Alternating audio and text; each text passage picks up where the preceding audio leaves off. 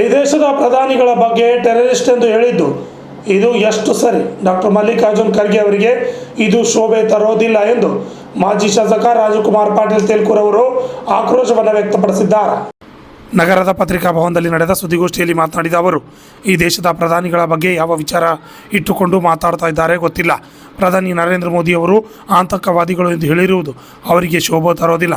ACC ಅಧ್ಯಕ್ಷರಾಗಿರುವ ಅವರು ಮುಂದೆ ಪ್ರಧಾನಿ ಹುದ್ದೆಗೆ ಬರ್ತಾರೆ ಅಂತ ಹೆಮ್ಮೆ ಇಟ್ಕೊಂಡಿದ್ದೀವಿ. ಆದರೆ ಅವರು ಈ ರೀತಿ ಹೇಳಿಕೆ ನೀಡಿರುವುದು ವಿಷಾದನೀಯ ಎಂದು ಹೇಳಿದರು. Bureau report RJ32 Kannada news, Kalaburagi. Mallikarjun Kharge ಅವರು ಸನ್ಮಾನ್ಯ ಈ ದೇಶದ ಪ್ರಧಾನಮಂತ್ರಿಗಳ ಬಗ್ಗೆ ಅವರು ಯಾವ ವಿಚಾರ ಇಟ್ಕೊಂಡು ಮಾತಾಡ್ತಾ ಇದ್ದಾರೋ ಗೊತ್ತಿಲ್ಲ. ಒಂದು ಕಡೆ ವಿಷದ ಹಾವುಗಳು, ಸರ್ಪಗಳು ಇವರನ್ನು ಹೊಡೀರಿ ಅನ್ನುವಂಥ ಮಾತು, ಇನ್ನೊಂದು ಕಡೆಗೆ ಇವರೇ ಉಗ್ರವಾದಿಗಳು, ಪ್ರಧಾನಮಂತ್ರಿ ನರೇಂದ್ರ ಮೋದಿ ಅವರೇ ಉಗ್ರವಾದಿಗಳು, ಆತಂಕವಾದಿಗಳು ಅನ್ನುವಂಥ ಹೇಳಿಕೆ.